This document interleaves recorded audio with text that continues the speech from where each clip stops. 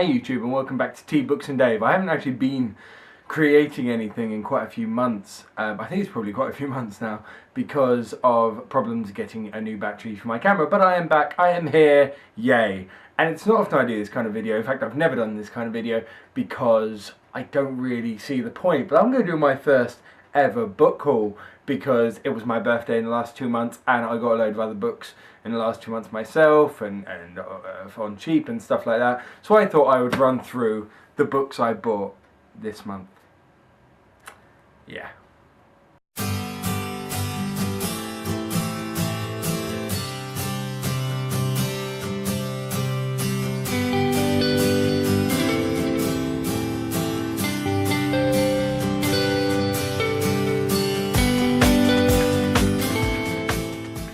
So the first one is Landline by Rainbow Rowell, and I hope I've said that name right. While I really like the cover of this book, and that is definitely one of the things that attracted me, I really like how mysterious the blurb sounds. It's kind of like a relationship dynamic, a kind of one where marriage is breaking down between the two characters.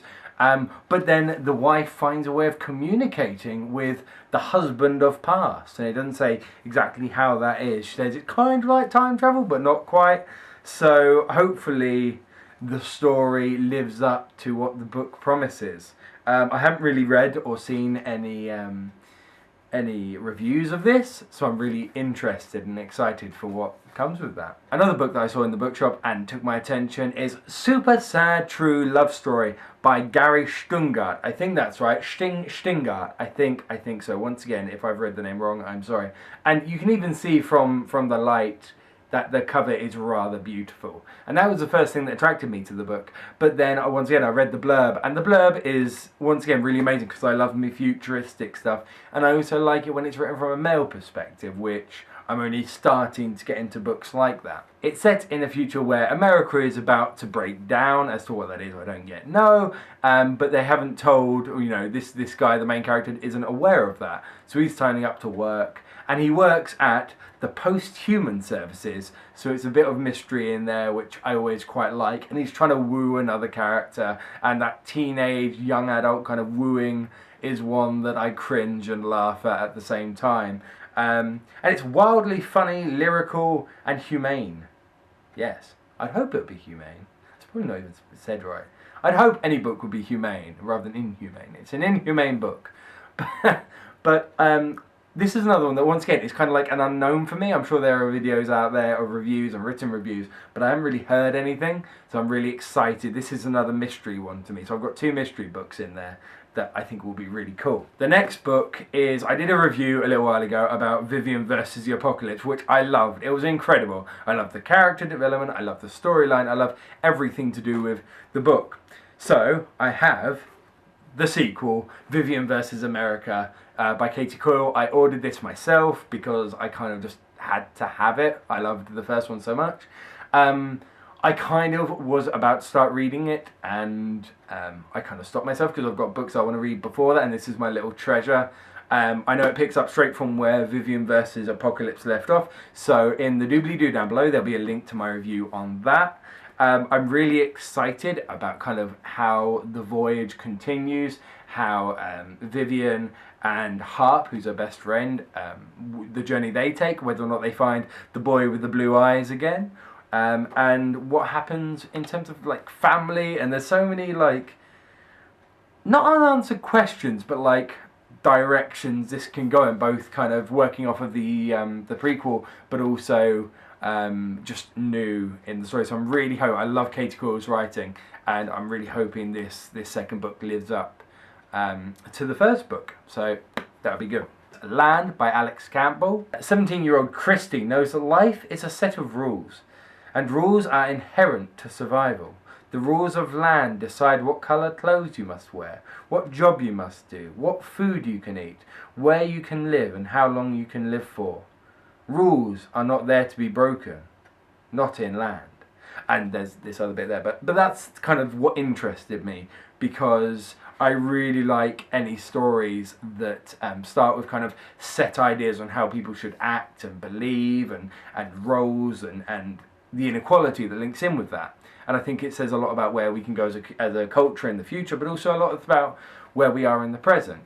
And I really like it when the character or a group of characters challenge a lot of those stereotypes and beliefs and rules. This one is one that I did see a review of, and it's kind of one of those kind of that seem to be out, you must read this book to be a booktuber. And so it's The Fifth Wave by Rick Yancey. On a lonely stretch of highway, Cassie runs from beings that only look human, who have scattered Earth's last survivors. Read. To stay alone is to stay alive, until she meets Evan Walker. Obviously there's a guy.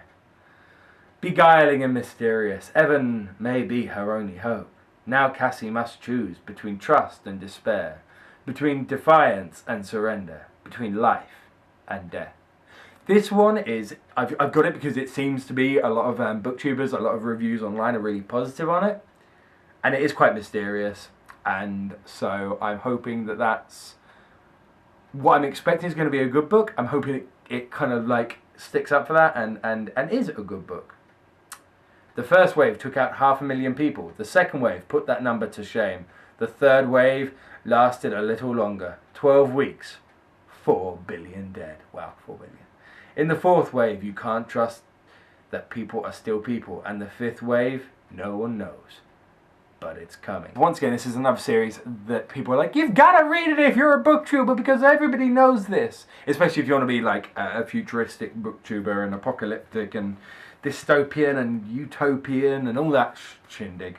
So it is the Maze Runner series. A friend got me these for my birthday, and I'm just really quite happy with that. I think it's going to take me quite a while to read through them. And it's even got the prequel. So that's a little bit exciting. I'm wondering if I should read the prequel like last or first.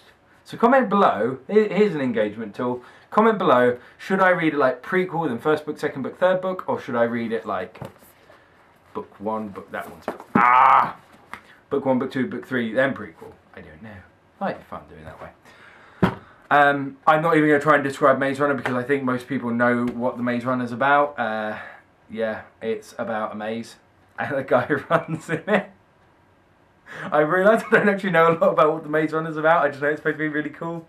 And once again, it's kind of like one of these dystopian kind of problem. But he's not alone. An army of boys welcomes him to the Glade, an encampment at the centre of a terrible maze. The Gladers have no idea why they're there, or what's happened to the world outside, and following the arrival of a girl with a message, they must find a way out, or die. You can kind of tell from this what my kind of like feeling around books are.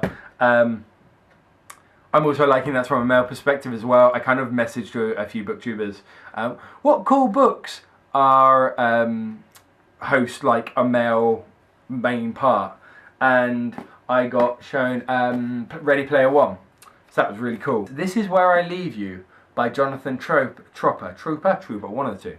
I'm really hoping, even though I know what's going to happen now because I've watched the TV series, the movie, that it doesn't take away because I really like the idea. And it's about the main character is a guy and his marriage is falling apart and his dad has just died. And so him and his family, him and his siblings and his mum need to come together for something like 7 days to kind of reconnect. And it's around kind of like returning to your own home, kind of, and seeing people that you knew before. And that's the other area of interest for me with books, is around how to deal with your past and how to like, when your past comes back to bite you in the ass kind of thing. Well, not necessarily bite you in the ass, but comes back to affect your life now. Tiny Bit Marvellous by Dawn French, who's an actress in the UK, a very good actress as well. Meet Mo Battle. About to turn 50, a mum to two hormonal teenagers. Their 17-year-old Dora, who blames Mo for like everything, and Peter, who believes he's quite simply as marvellous as his hero Oscar Wilde. Somewhere, keeping quiet, is Dad, who's just, well, Dad. However, Mo is having a crisis. She's about to do something unusually wild and selfish, which will leave the entire family teetering on the edge of a precipice. Will the family fall? Or will they, when it really matters, be there for each other? I love family dynamics. There was a really, which is very different to that, but We Were Liars, that's one of the reasons I really like We Were Liars, is it hints into the family dynamics, both good at times, but primarily bad. The next book, this is another one that I was kind of highlighted as, you need to read this because it is amazing. And I've started to read this one, and it is pretty good so far, is Legend by Marie Lu. It's about two characters, and I really like often when it's written from the point of two characters, that can be really difficult because either the characters can sound very, very similar, or the characters can be so complete opposite. You're like, well, there's no consistency here, and that can be really difficult. But so far, this is really on the money. The thing I find quite funny is that I ordered this book. I do a lot of ordering on my books, I'm sorry, YouTube. And it arrived in large print, which, you know, that might not look as large print, but it's classed as large print, and it's not the best quality, so I got a discount on it, which is good. But I've really felt quite useful reading in large print because my eyes aren't the best. Once again, this is in a apocalyptic future world, and you've kind of got the Republic is at war with the colonies, and you've got these two individuals. One is June, and 15-year-old June is a military prodigy. She was the first one to score an amazing full marks score on this big test they'd got to do. And she's being groomed for success. She's got to then hunt, and I won't say why she has to hunt this person, but she's got to hunt Day, who is the renegade, who at the moment where I am is trying to save his family from the plague that's going around in kind of the not so well off areas. So kind of elements that I like from like Hunger Games and other books like that. So actually I'm really excited about where this book takes me. So far so good. It's a tatty one, but it's a good book. If you've seen my other videos, you know that up there my favourite author is David Nichols. And David Nichols, who wrote One Day, he's written a load of really good TV series. He's written some other books which in my opinion are good books. I love Starter for 10, and The Understudy is pretty good, but you can't beat One Day. So now I have got Us, which is his newest book. And it's basically around a husband and wife where the marriage is falling apart, and it's about the husband trying to bring the family back together and trying to rescue what he can with one last holiday, I do believe, and about how he I can't find the blurb, so it might be wrong. I might be giving you absolute nonsense information, but I think they go back to where they went on holiday years and years ago. And once again, as I've said before, I really like dynamics, relationship dynamics in books, and those tender moments, and how you can have like a tender moment, but actually a lot of difficulty in those relationships. So that's really important. And I have 36 seconds left. So I'm really excited for that. So those are my books. There's a lot that I've got. One by one you will have the breakdowns, and you will also have other ones that I'm reading at the moment that I got before October. So stick around for that. Until then, I will see you guys soon. Stick around. Look after yourselves. Ta-ra.